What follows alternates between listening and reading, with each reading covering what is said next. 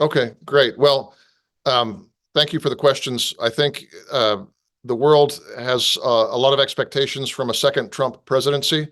The president has a record from his first administration, and he's also got a record of comments that he's made in the campaign about what he intends to do with foreign policy. I think it's very clear Donald Trump is a believer in peace, but peace through strength. He believes in a strong U.S. military, strong deterrent posture. He also believes in talking to everybody, and he's a deal maker. That comes from his background in business. So I think that he will very early on uh, have discussions with all the stakeholders in the various conflicts going around right now.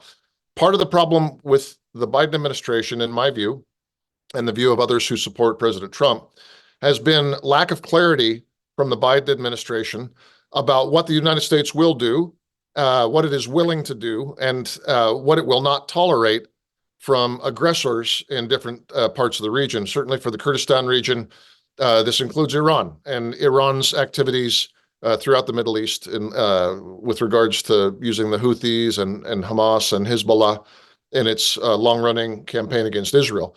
It also has to do with clarity to China about whether the United States will push back on any attempts to seize Taiwan by force, and also unfair trade practices and economic warfare waged by the Chinese. With regards to Ukraine, Trump clearly wants a deal. He wants the fighting and the bloodshed to end there. My view is that he will not do that on terms that are prejudicial to the Ukrainians. At the end of the day, I think he will engage both the Russians and the Ukrainians, but Vladimir Putin will not walk away having won this war. So a lot depends on personnel and who the final cabinet positions are, who the level below cabinet advisors are. And we have 2 months in front of us while Trump really assembles his team in that regard. But my view is that he will be a hard-nosed foreign policy and national security practitioner in these ways. Well, I think that a commitment to the Kurdistan region of Iraq is a strong bipartisan proposition. I think Democrats and Republicans alike understand that our interests in the Middle East and in Iraq are best served by having a strong relationship with the Kurdistan region. I think since really the early 1990s, this has been a relationship built on mutual trust and strength. And you're right, the initial cabinet picks, who have not been confirmed, so of course we have to keep in mind there's still some ways to go in terms of having them in position. But people like Mike Waltz, who's been nominated to be the National Security Advisor, and Pete Hegseth, who's been nominated for Secretary of Defense, they have, and also Marco Rubio, who has been nominated for the Secretary of State.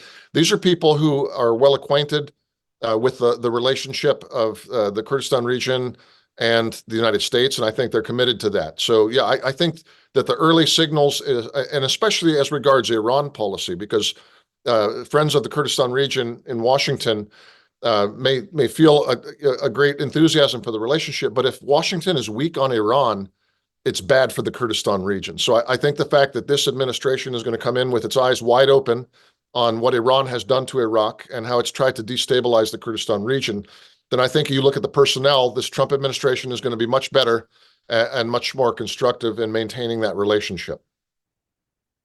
Well, that's hard to predict, right? I mean, the United States definitely wants to deter aggression by any state against any other state. And I think especially with our allies, our treaty allies and our non-treaty partners in the Gulf, within NATO, within Asia, and other partners with unique situations like the Kurdistan region of Iraq, I think it's very clear that the United States will send a strong deterrent message that we will not allow them to be attacked by neighbors like Iran, like Russia, like China. So again, this goes back to the idea of peace through strength. So commitment to deterring aggression, I think, will be a strong principle of the Trump administration. Well, I mean, to be honest, every state, the United States included, wants first and foremost to serve the interests of its nation and its people. I guess the question you're asking me is, does the United States only look at its own interests, or does it look at its own interests and those of others as well?